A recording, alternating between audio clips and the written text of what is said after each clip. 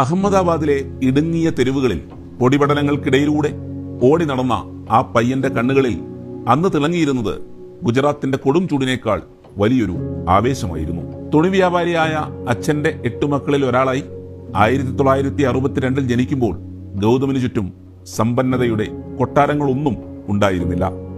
പകരം പരിമിതമായ സൗകര്യങ്ങൾക്കിടയിലും ആകാശം മുട്ടുന്ന സ്വപ്നങ്ങൾ കാണാൻ പ്രേരിപ്പിച്ച ഒരു ജീവിത സാഹചര്യമായിരുന്നു അത്. പുസ്തകത്താളുകളിലെ അറിവിനേക്കാൾ ഉപരി കമ്പോളത്തിലെ മനുഷ്യരെ നിരീക്ഷിക്കാനും കച്ചവടത്തിന്റെ നാടിമിടിപ്പ് തിരിച്ചറിയാനുമുള്ള കൗതുകമായിരുന്നു ആ കുട്ടിക്കാലം അവന് നൽകിയ ഏറ്റവും വലിയ നിധി. പഠനത്തിൽ ഒരു ശരാശരിക്കാരനായിരുന്നെങ്കിലും ഗൗതമിന്റെ ഉള്ളിലെ ചിന്തകൾക്ക് അതിരുകളില്ലായിരുന്നു. ഒരിക്കൽ ഗുജറാത്തിലെ കണ്ടില തുറമുഖം സന്ദർശിക്കാനിടയായ ആ കൊച്ചുബാലൻ കടൽ തിരമാലകളെ ഭേദിച്ച് കരയോടടുക്കുന്ന കൂറ്റൻ കപ്പലുകളെ നോക്കി അത്ഭുതപ്പെട്ടു. ആ കാഴ്ച അവന്റെ ജീവിതത്തിന്റെ ഗതി തന്നെ മാറ്റിമറിച്ചു.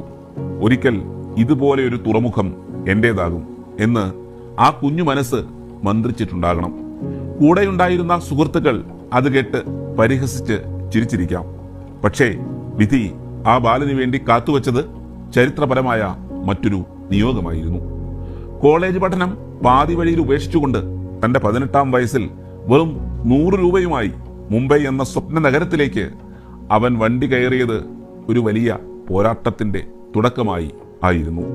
മുംബൈയിലെ തിരക്കേറിയ തെരുവുകളിൽ വജ്രം തരംതിരിക്കുന്ന ജോലിയിലായിരുന്നപ്പോൾ തന്റെ ഓരോ നിമിഷവും അവൻ ബിസിനസിന്റെ ഗുണപാഠങ്ങൾ പഠിക്കാനായി വിനിയോഗിച്ചു.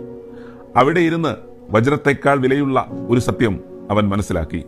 ബിസിനസ് എന്നത് കേവലം വിൽക്കലും വാങ്ങലുമല്ല, അത് കൃത്യമായ സമയത്ത് അവസരങ്ങളെ തിരിച്ചറിയലാണ്. വജ്രത്തിന്റെ മാറ്റു നോക്കുന്നതിനൊപ്പം ലാഭത്തിന്റെ മാറ്റു നോക്കാനും പഠിച്ച ഗൗതം വെറും 2 വർഷത്തിനുള്ളിൽ സ്വന്തമായി ഒരു ഡയമണ്ട് ബ്രോക്കറേജ് സ്ഥാപിച്ചുകൊണ്ട് തന്റെ സാമ്രാജ്യത്തിലെ ആദ്യ ശില പാകി. വർഷങ്ങൾക്ക് ശേഷം അഹമ്മദാബാദിലേക്ക് തിരിച്ചു വന്ന ഗൗതം തന്റെ സഹോദരൻ മൻസൂഖ് ഭായ് അദാനിയുടെ പ്ലാസ്റ്റിക് ഫാക്ടറിയുടെ ചുമതലയേറ്റു. അവിടെ വച്ച് അസംസ്കൃത വസ്തുക്കൾ ഇറക്കുമതി ചെയ്യുന്നതിലെ പ്രായോഗിക ബുദ്ധിമുട്ടുകൾ നേരിട്ട് അനുഭവിച്ചപ്പോൾ അദ്ദേഹത്തിന്റെ ഉള്ളിലെ ദീർഘദർശി ഉണർന്നു. ഇന്ത്യയുടെ വളർച്ചയുടെ താക്കോൽ കിടക്കുന്നത് വിദേശ വ്യാപാരത്തിലാണെന്ന് അദ്ദേഹം ഉറപ്പിച്ചു. 1988 അദാനി എന്റർപ്രൈസസ് എന്ന ട്രേഡിംഗ് കമ്പനിയിലൂടെ അദ്ദേഹം കച്ചവടത്തിന്റെ വലിയ തിരമാലകളിലേക്ക് ഇറങ്ങിത്തിരിച്ചു.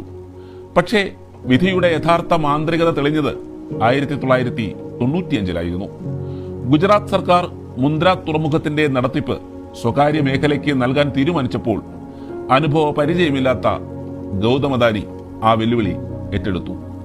കടൽക്കരയിലെ ഈ ചതുപ്പ് നിലം കൊണ്ട് എന്ത് ചെയ്യാനാണ് എന്ന് ചോദിച്ച് പരിഹസിച്ചവർക്ക് മുന്നിൽ നിശ്ചയദാർഢ്യം കൊണ്ട് അദ്ദേഹം അത്ഭുതങ്ങൾ സൃഷ്ടിച്ചു.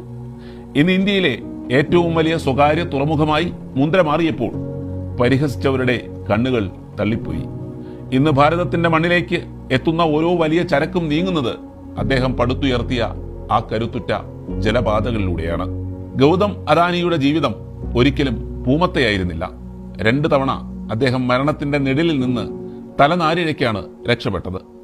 1998 ആയുധധാരികളായ ഒരു സംഘം അദ്ദേഹത്തെ തട്ടിക്കൊണ്ടുപോയി ബന്ദിയാക്കിയപ്പോൾ പതറാത്ത മനസാന്നിധ്യത്തോടെ അദ്ദേഹം അതിജീവനം നടത്തി.